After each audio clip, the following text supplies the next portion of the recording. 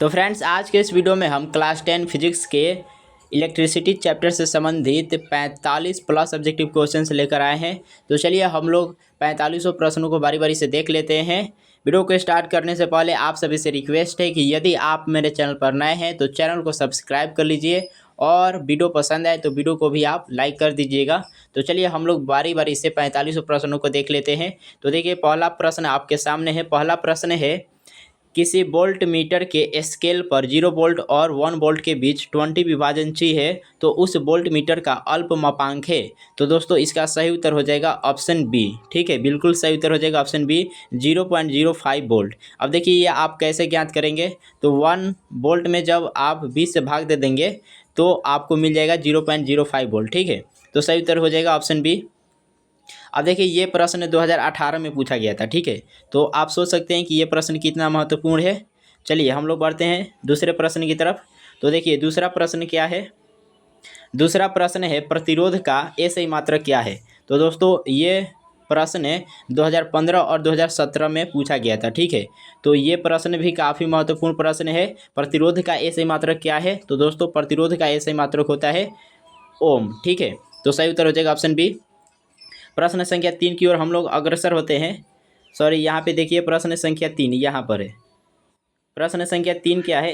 1 volt कहलाता है। 1 volt कहलाता है। तो दोस्तों, 1 वोल्ट बराबर क्या होता है, 1 जूल प्रति कूलम। तो यहाँ पे क्या हो जाएगा, सही उत्तर ऑप्शन बी, बिल्कुल सही उत्तर हो जाएगा। ठीक है, उसके बाद देखिए प्रश्न संख्या 4। प्रश्न संख्या 4 भी काफ़ी महत्वपूर्ण प्रश्न है क्योंकि ये प्रश्न 2012 और 2018 में पूछा गया था। तो प्रश्न संख्या 4 है, निम्नलिखित में से कौन विद्युत विभवांतर का एसआई मात्रक है। तो दोस्तों, विद्युत विभवांतर का एसआई मात्रक क्या होता है, वोल्ट होता है। ठीक है, तो यहाँ पर क्या हो जाएगा, सही उत्तर ऑप्शन सी, बिल्कुल सही उत्तर हो जाएगा। प्रश्न संख्या 5 देख लीजिए। ये प्रश्न भी काफ़ी महत्वपूर्ण प्रश्न है। ये प्रश्न पूछा गया था 2013 और 2016 में। विद्युत शक्ति का एसआई मात्रक होता है। विद्युत शक्ति का एसआई मात्रक क्या होता है। तो दोस्तों, विद्युत शक्ति का एसआई मात्रक होता है वाट। ठीक है, तो सही उत्तर हो जाएगा ऑप्शन ए। अब देखिए, सभी प्रश्न को आप याद करते चलेंगे क्योंकि परीक्षा आप लोग के सामने है। जितना आप ज़्यादा याद करेंगे उतना ही आप फायदे में रहेंगे। ठीक है, तो सभी प्रश्नों को आप बारी बारी से याद करते चलेंगे। तो देख लीजिए, अब प्रश्न संख्या 6। प्रश्न संख्या 6 क्या है, आवेश का एसआई मात्रक होता है। तो दोस्तों, आवेश का एसआई मात्रक क्या होता है, आवेश का एसआई मात्रक होता है कूलम, यानी ऑप्शन डी बिल्कुल सही उत्तर हो जाएगा। ये प्रश्न पूछा था आप 2011 में। ठीक है, 2011 में पूछा गया था ये प्रश्न। 7 नंबर देखिए, कौन विद्युत का सर्वोत्तम सुचालक है। कौन विद्युत का सर्वोत्तम सुचालक है। तो दोस्तों, एल्युमिनियम। यहाँ पे क्या हो जाएगा, एल्युमिनियम। ठीक है, इन चारों ऑप्शन में सबसे ज़्यादा चालक कौन है, एल्युमिनियम है। तो यहाँ पे सही उत्तर हो जाएगा ऑप्शन सी। उसके बाद देखिए प्रश्न संख्या 8। तो देखिए, प्रश्न संख्या 8 है, विभवांतर मापने वाले यंत्र को कहा जाता है। तो दोस्तों देखिए, विभवांतर मापने वाले यंत्र को क्या कहते हैं, गैल्वेनोमीटर कहा जाता है। ठीक है, तो ये प्रश्न भी पूछा गया था 2016 में। तो यहाँ पे सही उत्तर हो जाएगा ऑप्शन सी। 9 नंबर प्रश्न देखिए, 9 नंबर प्रश्न है, आमीटर को विद्युत परिपथ में कैसे जोड़ा जाता है, मतलब किस क्रम में जोड़ा जाता है। तो दोस्तों, आमीटर को किस क्रम में जोड़ा जाता है, बोलिए, श्रेणी क्रम में जोड़ा जाता है ना। तो यहाँ पे सही उत्तर क्या हो जाएगा, ऑप्शन ए हो जाएगा। यह प्रश्न भी पूछा था 2016 में। उसके बाद देख लीजिए प्रश्न संख्या 10। प्रश्न संख्या 10 है, एक कूलम विद्युत आवेश कितने प्रोटॉनों से बनता है। तो दोस्तों, एक कूलम विद्युत आवेश कितने प्रोटॉनों से बनता है, 1.6 × 10⁻19 प्रोटॉनों से बनता है। ठीक है, तो यहाँ पे क्या हो जाएगा, सही उत्तर ऑप्शन बी सही उत्तर हो जाएगा। यह प्रश्न पूछा था 2014 में। तो आप सभी प्रश्नों को याद करते चलेंगे क्योंकि सभी प्रश्न जो है ना किसी वर्ष पूछा गया है और हो सकता है कि अब की बार भी पूछा जाए। ठीक है, तो आप बारी बारी से सभी प्रश्नों को याद करते चलेंगे। तो देखिए, प्रश्न संख्या 11, किसी चालक के छोरों के बीच विभवांतर भी प्रतिरोध R एवं प्रवाहित धारा I के बीच संबंध है। तो दोस्तों, इनके बीच क्या संबंध होता है, R = V/I। ठीक है, तो यहाँ पे क्या हो जाएगा, सही उत्तर ऑप्शन सी, बिल्कुल सही उत्तर हो जाएगा। ये प्रश्न 2014 में पूछा गया था। उसके बाद देखिए प्रश्न संख्या 11। तो प्रश्न संख्या 11 है, R ओम प्रतिरोध वाले N प्रतिरोधों को समांतर क्रम में जोड़ने पर तुल्य प्रतिरोध होगा। ये काफ़ी महत्वपूर्ण प्रश्न है। तो दोस्तों, क्या होगा, R/N। ठीक है, सही उत्तर हो जाएगा R/N। चलिए हम लोग अगले प्रश्न की तरफ अग्रसर होते हैं। तो प्रश्न संख्या 13 है, किसी कुंडली का प्रतिरोध ज्ञात करने का सूत्र है। तो दोस्तों प्रतिरोध ज्ञात करने के लिए क्या फॉर्मूला होता है, V/I। ठीक है, तो यहाँ पे क्या हो जाएगा, R बराबर V/I। बिल्कुल सही उत्तर हो जाएगा ऑप्शन बी।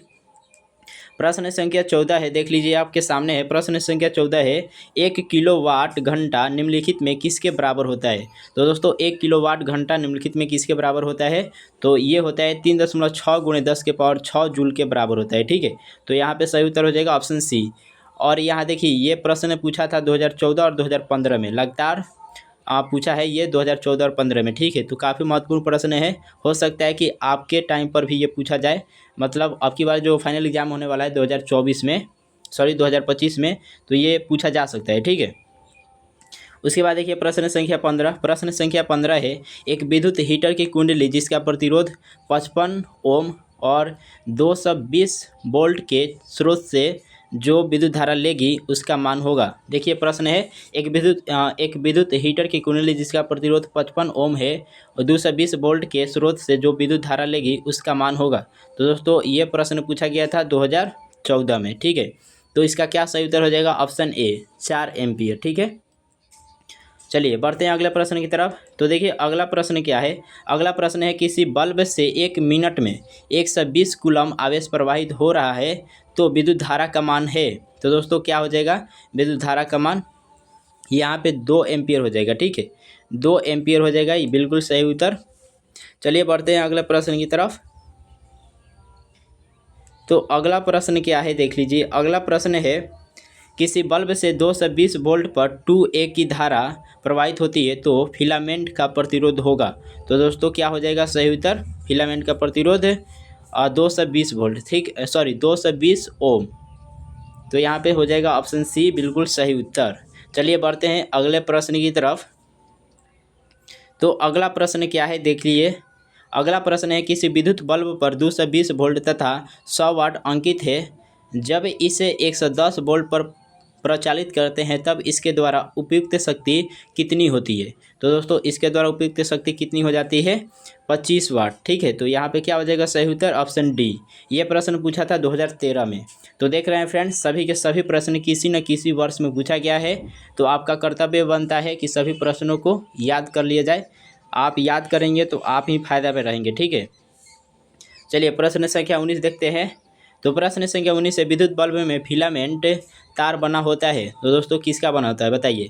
विद्युत बल्ब में जो फिलामेंट होता है वो किसका बना होता है, टंगस्टन का बना होता है। तो क्या हो जाएगा यहाँ पे सही उत्तर, ऑप्शन डी। ठीक है, ऑप्शन डी सही हो जाएगा उत्तर। किसी चालक के प्रतिरोधकता का मात्रक है। तो दोस्तों किसी चालक के प्रतिरोधकता का ऐसे मात्रक क्या होता है, ओम मीटर होता है। तो क्या हो जाएगा सही उत्तर, देखिए प्रतिरोधकता का ऐसे मात्रक ना ओम मीटर होता है। यहाँ पे उत्तर जो है ना गलत दिया है, सॉरी इसका उत्तर डी नहीं होगा, इसका उत्तर बी हो जाएगा। ठीक है, ओम मीटर होता है। चलिए उसके बाद देखिए प्रश्न संख्या 21, विद्युत फ्यूज विद्युत तार के किस प्रभाव पर कार्य करता है। तो दोस्तों विद्युत फ्यूज विद्युत तार के किस प्रभाव पर कार्य करता है, तो ये उष्मीय प्रभाव पर काम करता है। ठीक है, तो सही उत्तर हो जाएगा ऑप्शन ए। अब देखिए ये प्रश्न 2015-16 में पूछा गया था। तो आप लोग देख सकते हैं कितना महत्वपूर्ण प्रश्न है। और ऊपर वाले भी प्रश्न यानी 20 क्वेश्चन जो है ना, 20 क्वेश्चन, ये भी काफ़ी महत्वपूर्ण प्रश्न ये 2014 में पूछा गया था। अब चलिए हम लोग अगले प्रश्न की तरफ अग्रसर होते हैं। तो अगला प्रश्न क्या है देख लीजिए। 100 वाट से 220 वोल्ट के विद्युत बल्ब के तंतु का प्रतिरोध क्या होगा। 100 वाट 220 वोल्ट के विद्युत बल्ब के तंतु का प्रतिरोध क्या होगा। ठीक है, तो क्या होगा भाई, तो आपका सही उत्तर हो जाएगा ऑप्शन बी 484 ओम। ठीक है, उसके बाद देखिए प्रश्न संख्या 23, 100 वाट का विद्युत बल्ब 250 वोल्ट के विद्युत मेन से जोड़ा जाता है, बल्ब से प्रवाहित धारा का मान होगा। तो दोस्तों कितना होगा, तो ये हो जाएगा 2.5 एम्पियर, 2.5 एम्पियर। ठीक है, तो ऑप्शन सी बिल्कुल सही उत्तर हो जाएगा। अब देखिए ये सभी न्यूमेरिकल है। ठीक है, अगर आपको सूत्र मालूम है तो इन सभी को आप ज्ञात भी कर सकते हैं। हम यहाँ पे डायरेक्ट उत्तर बताते चल रहे हैं। ठीक है, उसके बाद देखिए प्रश्न संख्या 24। प्रश्न संख्या 24 है, जब किसी चालक तार से विद्युत धारा प्रवाहित होती है तो गतिशील कण होते हैं। तो बताइए कौन होते हैं, तो इलेक्ट्रॉन होते हैं भाई। इलेक्ट्रॉन अपनी कक्षा में घूमते रहते हैं, तो यही गतिशील कण होते हैं। ठीक है, तो सही उत्तर हो जाएगा ऑप्शन डी। उसके बाद देखिए प्रश्न संख्या 25, विद्युत बल्ब का तंतु बना होता है। तो ये सवाल तो रिपीट हो गया, लेकिन फिर भी आप लोग याद रखेंगे, विद्युत बल्ब का तंतु बना होता है, किसका बना होता है भैया? टंगस्टन का बना होता है।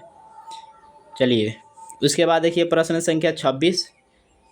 प्रश्न संख्या 26 से प्रतिरोध आर के किसी तार के टुकड़े को 5 बराबर भागों में काटा जाता है। इन टुकड़ों को फिर पार्श्वक्रम में संयोजित कर देते हैं।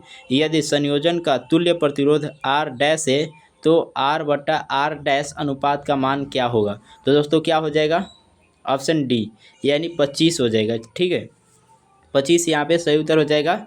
उसके बाद देखिए प्रश्न संख्या 27, निम्नलिखित में से कौन सा पद विद्युत परिपथ में विद्युत शक्ति को निरूपित नहीं करता है? निम्नलिखित में से कौन सा पद विद्युत परिपथ में विद्युत शक्ति को निरूपित नहीं करता है? तो दोस्तों कौन नहीं करता है बताइए? तो यहाँ पर आई आर स्क्वायर, ठीक है, आई आर स्क्वायर ये निरूपित नहीं करता है।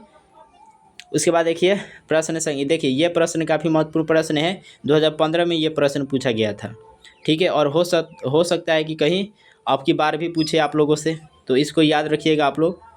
चलिए उसके बाद देखिए प्रश्न संख्या 28, किसी विद्युत बल्ब का अनुपातांक 220 वोल्ट 100 वाट है। जब इसे 110 वोल्ट पर प्रचलित करते हैं तब इसके द्वारा उपयुक्त शक्ति कितनी होती है? तो दोस्तों ये देखिए, ये सवाल रिपीट हो चुका है। इस सवाल का उत्तर आप लोग खुद कमेंट करके बताएंगे। ठीक है, तो चलिए अब हम लोग देखते हैं प्रश्न संख्या 29। प्रश्न संख्या 29 से दो चालक तार जिनके पदार्थ लंबाई तथा व्यास समान है किसी विद्युत परिपथ में पहले श्रेणी क्रम में और फिर पार्श्वक्रम में संयोजित किए जाते हैं। श्रेणी क्रम तथा पार्श्वक्रम संयोजन में उत्पन्न ऊष्माओं का अनुपात क्या होगा? तो दोस्तों क्या हो जाएगा? 1.4। ठीक है, अनुपात क्या होगा? 1:4 होगा। ठीक है, 1:4 याद रखेंगे आप लोग। उसके बाद देखिए प्रश्न संख्या 30, धारा मापने में किसका उपयोग होता है? तो दोस्तों धारा मापने में किसका उपयोग किया जाता है? एमीटर का उपयोग किया जाता है। सही उत्तर हो जाएगा ऑप्शन ए। ये प्रश्न पूछा था 2017 में। उसके बाद देखिए प्रश्न संख्या 31। प्रश्न संख्या 31 से 1 माइक्रो एम्पियर विद्युत धारा निम्नलिखित में से कौन सी है? देखिए 1 माइक्रो एम्पियर विद्युत धारा निम्नलिखित में कौन सी है? तो दोस्तों ये प्रश्न 2018 में पूछा गया था। इसका सही उत्तर क्या हो जाएगा? 10⁻⁻6 एम्पियर। ठीक है, चलिए बढ़ते हैं अगले प्रश्न की तरफ। तो अगला प्रश्न है, निम्नलिखित पदार्थों में कौन चालक है? तो देखना इन चारों ऑप्शन में कौन चालक है। तो दोस्तों कौन चालक है बताइए? एल्युमिनियम यहाँ पे सही उत्तर हो जाएगा। ठीक है, ऑप्शन डी बिल्कुल सही उत्तर हो जाएगा। प्रश्न संख्या 33 है, विद्युत परिपथ की शक्ति होती है। तो दोस्तों विद्युत परिपथ की शक्ति क्या होती है? V²/R होता है। ठीक है, तो यहाँ पे ऑप्शन डी बिल्कुल सही हो जाएगा उत्तर। अब देखिए ये प्रश्न भी काफ़ी महत्वपूर्ण प्रश्न है। ठीक है, या इसको आप लोग याद रखेंगे। उसके बाद देखिए प्रश्न संख्या 24। प्रश्न संख्या 24 से किलोवाट घंटा मात्रक है। तो दोस्तों किलोवाट घंटा किसका मात्रक होता है? विद्युत ऊर्जा का ये मात्रक होता है। ये भी प्रश्न अपने आप में महत्वपूर्ण प्रश्न है। ये तो है ही, भारत में उत्पादित प्रत्यावर्ती विद्युत धारा की आवृत्ति है। ये 2018 में पूछा गया था। तो दोस्तों कितनी आवृत्ति है? तो इसका सही उत्तर हो जाएगा 50 हर्ट्ज। ठीक है, 50 HZ यानी हर्ट्ज। तो इसका उत्तर हो जाएगा ऑप्शन ए। बढ़ते हैं अगले प्रश्न की तरफ। तो अगला प्रश्न है, विद्युत वाहक बल किस यंत्र से मापा जाता है? तो दोस्तों किससे से मापा जाता है? याद रखिएगा आप लोग, वोल्ट मीटर से इसको मापा जाता है। विद्युत वाहक बल को वोल्ट मीटर से मापा जाता है। ठीक है, तो याद रखेंगे आप लोग। उसके बाद देखिए प्रश्न संख्या 37, किलोवाट घंटा बराबर होता है। तो दोस्तों किलोवाट घंटा बराबर होता है किसके बराबर होता है? 1000 यूनिट के बराबर होता है। ठीक है, तो यहाँ पे क्या हो जाएगा? सही उत्तर ऑप्शन बी बिल्कुल सही उत्तर हो जाएगा। याद रखेंगे आप लोग, ऑप्शन बी यहाँ पे क्या होगा? सही उत्तर हो जाएगा। चलिए उसके बाद देखते हैं प्रश्न संख्या 38, 1 HP बराबर होता है 1 HP। देखिए HP का मतलब क्या होता है? हॉर्स पावर, अश्व शक्ति। ठीक है, तो 1 HP बराबर होता है 746 वाट होता है। ठीक है, ये प्रश्न तो काफ़ी महत्वपूर्ण प्रश्न है। ये 2017 में पूछा गया था। ठीक है, तो याद रखेंगे आप लोग। उसके बाद देखिए भैया प्रश्न संख्या 40। देखिए यहाँ पे 39 नहीं है, 39 छूट गया है। ठीक है, आप लोगों को ज़्यादा टेंशन लेने की ज़रूरत नहीं है। देखिए आप लोग 40 को, चलिए 40 पर हम लोग बढ़ते हैं। तो प्रश्न संख्या 40 है, घरों में विद्युत परिपथ समूहित रहता है। घरों में विद्युत परिपथ समूहित रहता है तो दोस्तों समांतर क्रम में रहता है, ठीक है। घरों में किस क्रम में जोड़ा जाता है परिपथ को, तो समांतर क्रम में। तो यहाँ पे सही उत्तर हो जाएगा ऑप्शन बी। उसके बाद देखिए प्रश्न संख्या 41, मानव शरीर का प्रतिरोध होता है। तो दोस्तों मानव शरीर का प्रतिरोध कितना होता है, 30,000 होता है, ठीक है। तो याद रखिए ये प्रश्न है, 30,000 होता है, 30,000 ओम। उसके बाद 42 नंबर देखिए प्रश्न संख्या 42 है, वोल्ट प्रति एम्पियर प्रदर्शित करता है। तो दोस्तों वोल्ट प्रति एम्पियर किसको प्रदर्शित करता है, ओम को, ठीक है। अब जानते हैं ओम किसका मात्रक होता है, प्रतिरोध का। आर बराबर क्या होता है, अब जानते हैं ना, आर बराबर भी बट्टा आई होता है। तो यहाँ से देख सकते हैं वोल्ट क्या है, देख सकते हैं यहाँ पे वोल्ट है और बट्टा में एम्पियर। आई को क्या कहते हैं, आई का ऐसे मात्रा क्या होता है, एम्पियर। तो देख सकते हैं ये किसके बराबर है, आर के, यानी ओम के हो जाएगा। तो यहाँ पे क्या हो जाएगा सही उत्तर, ऑप्शन सी यहाँ पे बिल्कुल सही उत्तर हो जाएगा। चलिए उसके बाद देखिए प्रश्न संख्या 43, एम्पियर सेकेंड मात्रक है। तो एम्पियर सेकेंड किसका मात्रक है, तो आवेश का मात्रक है, ठीक है। तो ये भी याद रखेंगे आप लोग, आवेश का ऐसे ही मात्रक है एम्पियर प्रति सेकेंड, एम्पियर सेकेंड, ठीक है। चलिए उसके बाद देखिए प्रश्न संख्या 44, ओम का नियम सत्य है। ओम का नियम सत्य है केवल धात्विक चालकों के लिए, केवल अधात्विक चालकों के लिए, केवल अर्धचालकों के लिए, सभी के लिए। तो दोस्तों याद रखेंगे ओम का नियम केवल धात्विक चालकों के लिए सत्य है। तो यहाँ पे क्या हो जाएगा सही उत्तर, ऑप्शन ए बिल्कुल सही उत्तर हो जाएगा, ठीक है। और इसके बाद देखिए वी वैरेजेज आई का नियम दिया है, किसने दिया है भाई, तो ये आप लोग खुद बताएंगे, ठीक है। चलिए हम आप लोगों को बता ही देते हैं। ओम वी वैरेजेज आई का नियम दिया है, किसने दिया है भाई, तो ये दिया है ओम ने। इसी को तो ओम का नियम कहा जाता है, ठीक है। तो यहाँ पे सही उत्तर क्या हो जाएगा, ऑप्शन सी बिल्कुल सही उत्तर हो जाएगा। चलिए तो अगर आप लोगों को वीडियो पसंद आया है तो वीडियो को आप लाइक कर दीजिए। और चलिए हम लोग मिलते हैं अगले वीडियो के साथ, तब तक के लिए जय हिंद।